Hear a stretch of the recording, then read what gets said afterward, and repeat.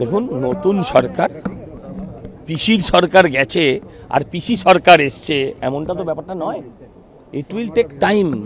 আগে ইনফ্রাস্ট্রাকচারটাকে ভেঙে গেছে। আমি বলছি পাড়ার প্রাইমারি স্কুলগুলো সব বন্ধ হয়েছে।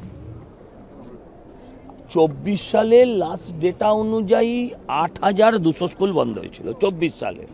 সেটা এতদিনে নিশ্চয়ই 10,000-এর ওপর স্কুল বন্ধ হয়েছে। আপনি আগেই ইঞ্জিনিয়ার করবেন নাকি প্রাইমারিটাও খুলবেন? বিকজ প্রাইমারিটা হচ্ছে আমার ফাউন্ডেশন। আমার ভিত কেমন, মানে বাড়ি কতটা উঁচু হবে সেটা নির্ভর করবে আমার ফাউন্ডেশনটা কতটা। তো আমার ফাউন্ডেশনটাকে আমাকে স্ট্রং করতেই হবে। আর আমি চাই কি, আমি চাই গভর্নমেন্ট এদেরকে আরও সিটস দিক, আরও কোটা দিক, আরও বিস্তীর্ণ ব্যবসা করুক, কিন্তু কম প্রাইসে। গভর্নমেন্টও বাড়াক, এদের কম্পিটিশন হোক গভর্নমেন্টের সাথে। যেমন গতবার দেখলাম উচ্চ মাধ্যমিকের রেজাল্ট বেরোনোর 4 মাস পরে 4 মাস অবধি ভর্তি ঝুলিয়ে দেওয়া হলো। সেটা যেন না হয়, সেটা যেন না হয়।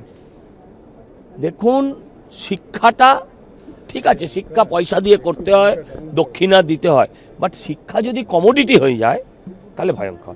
যারা এই শিক্ষা দিচ্ছেন তাদের কাছে, তারা যখন শিক্ষা নিয়েছিলেন তাদের কাছে শিক্ষা কিন্তু কোনোদিন কমোডিটি ছিল না, পণ্য ছিল না।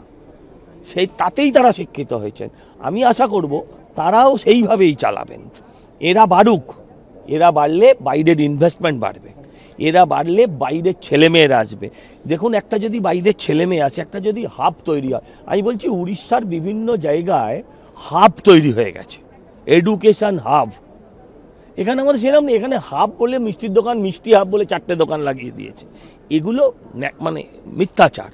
নাও ইটস মানে ওভার। এখন ছেড়ে দিন, নিশ্চয়ই কিছু সময় লাগবে, বাট ঘুরে দাঁড়াবে, বাংলা ঘুরে দাঁড়াবে।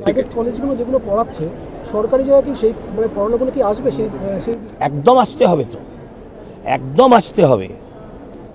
আমি আপনাকে প্রশ্ন করছি, প্রাইভেট কলেজ যারা পড়াচ্ছে, আমি প্রাইভেট কলেজের মঞ্চে দাঁড়িয়ে বলছি, আমি আপনাকে বলছি প্রাইভেট কলেজের শিক্ষক যত টাকা পায় সরকারি কলেজের শিক্ষক তার থেকে বেশি টাকা পায়। সজলদা, পাস ফেল কোটা তুলে দেওয়া হয়েছে। আমরা যখন আমরা যখন ওইখানে পড়তাম, মানে মিত্র ইনস্টিটিউশন বা সিটি কলেজ, সেই সময়ে যে 18 পেলে 20 পেলে পাস, তারপরে সেটাকে তুলে দেওয়া হয়। এখন মাধ্যমিক মানে 5 লক্ষ। না, আমি বুঝিয়ে বলছি, ব্যাপারটা বলছি। পাসটা হোক ন্যাশনাল লেভেলে লড়তে গেলে আমাদের 60% আর ওদের 90%-এর সামনে আপনি টিকতে পারবেন না। কিন্তু প্রশ্ন হচ্ছে পরীক্ষার্থী কমে যাচ্ছে কেন?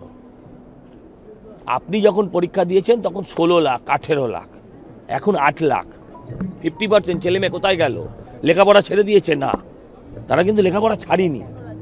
তারা হয় অন্য রাজ্যে চলে যাচ্ছে, নয় তারা ন্যাশনাল কম্পিট করতে ন্যাশনাল বোর্ড যেখানে আছে সেখানে চলে যাচ্ছে।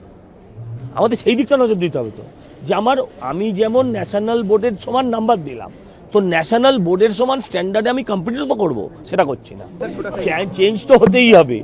জলকে পানি বলা চলবে না, জলকে পানি বলা চলবে না, বাবা আব্বা নয়, কারোর ক্ষেত্রেই নয়। বাঙালি মুসলিমও তিনি বাবাকে কতবার আব্বা বলেছেন আমি জানি না, জলকে তো পানি বলেননি। হ্যাঁ, তো আমার বক্তব্য হচ্ছে ইতিহাস যা পড়ানো হয়েছে, ইতিহাসেরও পরিবর্তন হওয়া দরকার। আপনি মোগল জানেন, আপনি চন্দ্রগুপ্ত জানেন, আপনি চন্দ্রগুপ্তের এটা বলতে পারবেন? আপনি বল্লাল সেন সম্বন্ধে গোপাল সেন কতটা বলতে পারবেন না। আমাকে সেটাও জানতে হবে আজকে পরিবর্তিত পরিস্থিতি। সরি, সে অনেক কিছুই ভেঙে পড়েছে, আস্তে আস্তে দাঁড়াবে। এডুকেশন নিয়ে তো বললেন আপনি, তার সঙ্গে এক্সট্রা ক্যারিকুলার অ্যাক্টিভিটিস নিয়েও বলবো। আগে তো স্পোর্টসে বাংলার মেয়েরা ছেলেরা অনেক আগে গিয়ে থাকতো, এখন সেটা কোথাও গিয়ে পিছিয়ে গেছে। দেখুন, আমি আপনাকে বলছি, ইরোশন যখন হয় শুধু পলিটিশিয়ান আর পুলিশে হয় তা নয়, তখন আপনার সাংবাদিকতাতেও হয়, বিচারকেও হয়, হ্যাঁ, ডাক্তারেও হয়, সর্বত্র হয়। তো এখন তো দিন না একটা ইরোশন এরা চলছিল, আমার মনে হয় সেটা কাটছে। আমাদের ভিডিও ভালো লাগলে লাইক এবং শেয়ার করুন। কমেন্ট সেকশনে গিয়ে জানান আপনাদের মতামত। আরও ভিডিও পেতে আমাদের চ্যানেল সাবস্ক্রাইব করুন এবং প্রতি মুহূর্তে খবরের আপডেট পেতে প্রেস করুন বেল আইকন।